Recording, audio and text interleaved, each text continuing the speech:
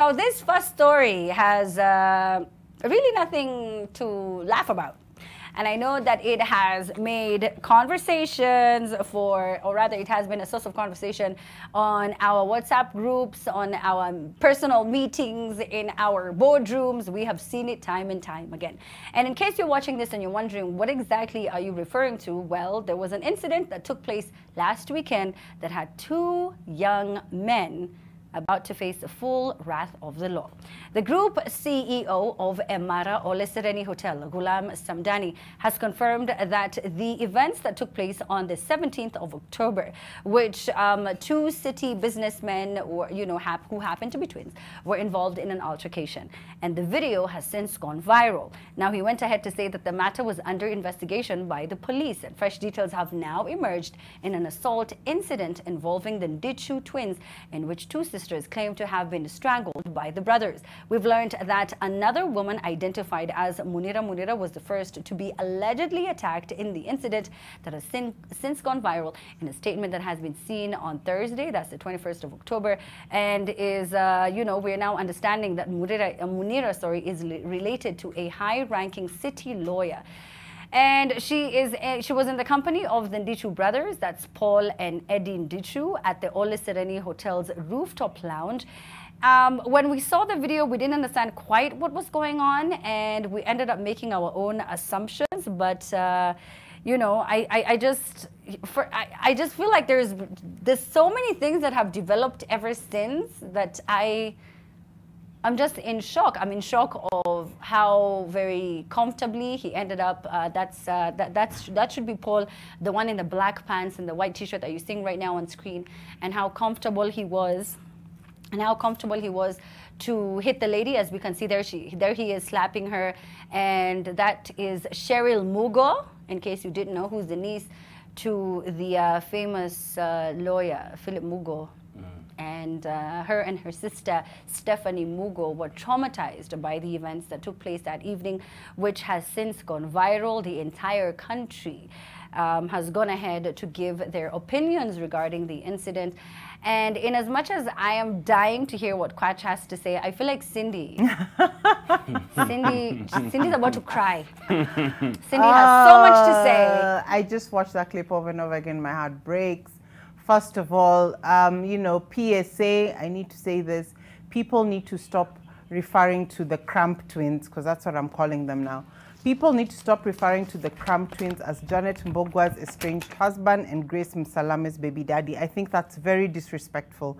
It has absolutely nothing to do with them and their past. So can we just stop propagating that? I thought that I should mention that. Thank you so much, Cindy. If I could just stop you right there, right? So I know Eddie and Paul have made such great strides in the digital world, right? They have been celebrated, they've won awards, they have been appointed different positions, and at no point when they were being discussed as these tech gurus were they ever referred to as Janet Mbogwa's husbands. They were like, oh, Eddie Ndichus, Paul Ndichus have done 1, 2, 3, 4. Then the minute, it's like if Kwach is a thief, and then all of a sudden they're like, Amina Abdi's co-host on the trend from MTV, Kwach steals mango. And I'm like, but when he was out there doing all of these plays and, getting on stage for whatever reason, he was always Kwach. Why is he now Amina Abdi's colleague of NTV? Yeah. It's very unfair. It's very unfair because these women have been extremely professional in all that they have done in all of the years that they have been in the industry. Right. They are nothing but kind and sweet and, just very helpful human beings who are so resourceful. If you ever join the industry, if you ask Janet for advice, if you talk to Grace, they give you tips and they talk to you if it's motherhood. And for us to see their names being dragged in the mud just because it sort of has that relevance once their names are attached, I feel like that's mean and it's just very pure mean evil and it's and very sinister. Unprofessional to the couple of bloggers who decided to make that a catchphrase. But back to the topic at hand. I know there are lots of people who are like, oh, these guys have been given social media. They've been taken through the court of public opinion. We need to hear their, their side of the story. Oh yes, we had their side of the story. The advice I would give them is find a PR agent. How can you say you are saddened and shocked By your own actions. By your own actions, when you have been caught on camera slapping someone else. Now, you know, you did not think that you were, you know, you thought probably you're just slapping any reja person walking around the Kurukuru streets. Ha! You slapped the wrong women. They are related to presidential aspirants. Justice. Yes. Chief Justice. He was invited to be aspirant as well.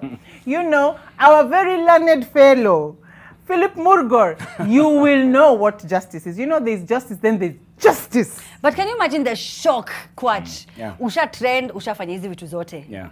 Of all of the people these girls could have been related to, they could have been related to, sorry, Githeri Man, Omosh from Tahidi. They could have been connected to any other person. It had to be one of the most powerful people in the country. Yes.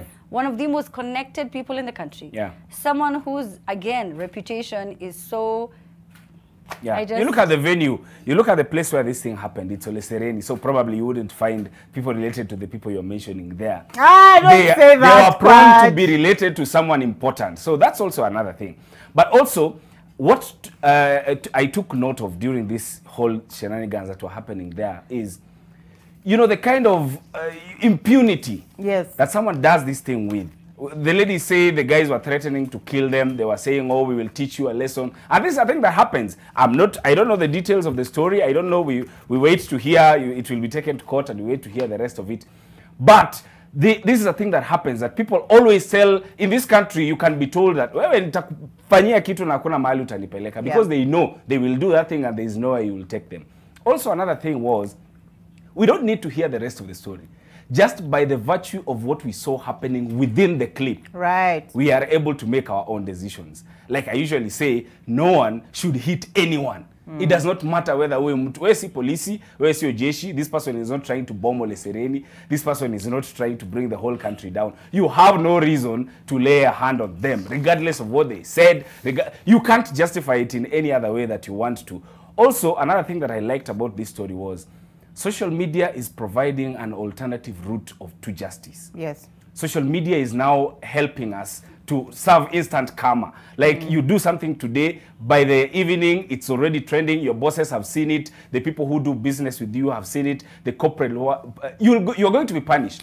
So if you are a person who's in a high-ranking position, never think that you are able to get away with anything. Especially when Obama said, these days you do something and 5 seconds in, someone is recording. Yeah, it's called George Floydism. Yeah. To be honest, I've also been recorded. Sometimes I just wait for the video to be released. It's a Tiwa Savage moment. A Tiwa Savage moment. No.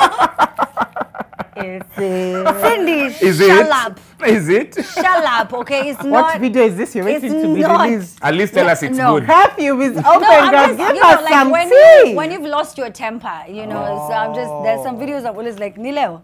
Yeah. I'm there watching Ed Gaubare, I'm there watching Pulse, I'm there watching which other I'm just always like no, but seriously, so here is me throwing a spanner in the works, and I'm so sorry to my director Mike as I ask you that you guys this question, but there's so many people who sort of like ask these things, right? Do you think it is fair for them to be cancelled completely because the employees at Wapipi, for example, the 30, 40, 100, I don't know how many employees they have, but do they also need to suffer for the mistakes that their bosses made? Cindy? We are suffering for the mistakes people made in 2017. No, we are suffering for the boss of the country. I mean, it happens. It just happens. Our boss of this, we are suffering because of every trip he goes, we suffer. Yeah. So well, if your parent, when your father is a murderer, he will go to jail and you will suffer for his actions. Yes. It's just what it is. It is what it is. It is what it is. It is what it is. It is what it is. All right, so now speaking of